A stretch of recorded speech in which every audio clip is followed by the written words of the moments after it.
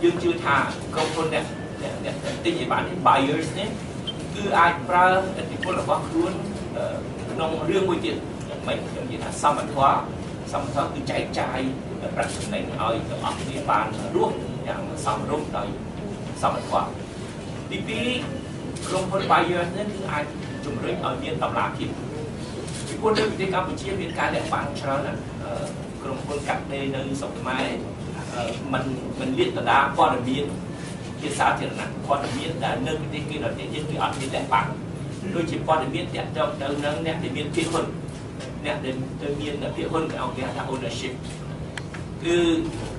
អ្នកណាមានភាគហ៊ុនប្រមាណភាគរយប្រមាណអ្នកចូលគ្នាបង្កើតក្រុមហ៊ុនហ្នឹងគឺគេត្រូវជាតារាប៉ុន្តែស្រុកខ្មែរមានការបិទបាំងដោយសារអ្នកដែលមានភាគហ៊ុនខ្លះគឺជាអ្នកដឹកនាំប្រទេសមន្ត្រីជាន់ខ្ពស់មានមេតបមានអីហ្នឹងគឺជារបៀបសំណុកសម្បត្តិក្រុមហ៊ុនខ្លះគេចូលមកគេមិនមែនឲ្យលុយជាសំណុកសម្បត្តិភ្លាមៗទេគេឲ្យជាភាគហ៊ុនគេឲ្យទៅអ្នកធំប្រមាណ 30% 40% រហូតដល់ 50% គឺមិនចាំបាច់ធ្វើអីទេតែក្រុមហ៊ុននឹងចំណេញពេលណាក្រុមហ៊ុននឹងចំណេញគេនឹងចែកប្រាក់ចំណេញរបស់គេតាមអត្រាភាគរយដែលខ្ញុំលើកឡើងទៅបាញ់ធ្វើដំសេរីណាមួយធ្វើរដ្ឋមន្ត្រីណាមួយហើយធំជាងរដ្ឋមន្ត្រីទៀតអាចមាន 50% នៅក្នុងក្រុមហ៊ុនណាមួយអញ្ចឹងបាច់ធ្វើអីទេគឺក្រុមហ៊ុនហ្នឹងដល់10ឆ្នាំចំណេញប្រមាណថា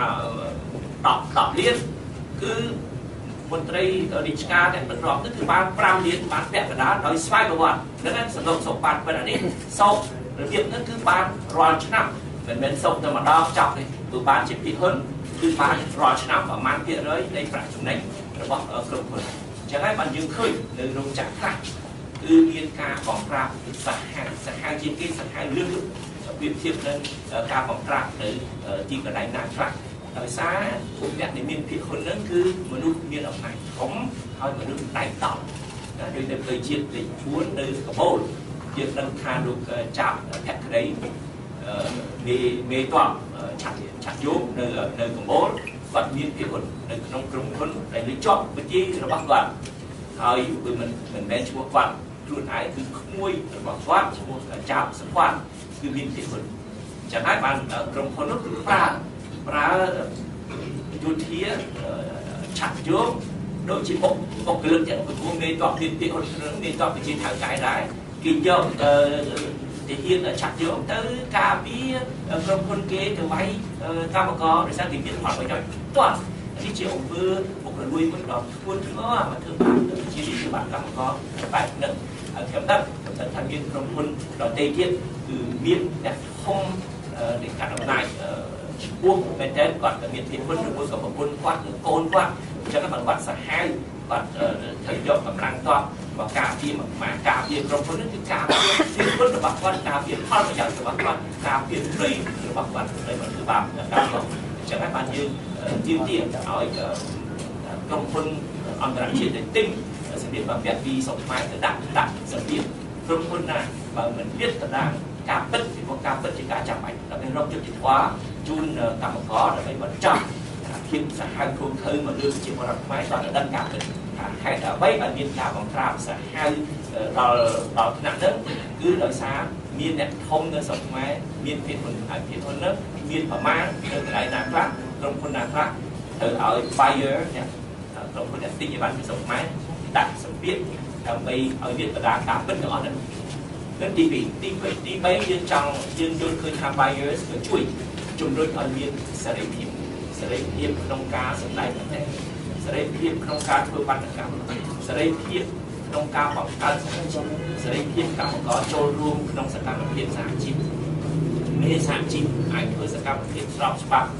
ដើម្បីប្រមូលកម្លាំងកម្មករទាមទារឡើងប្រាក់ខែទាមទារដោយស្របច្បាប់ដោយសន្តិវិធី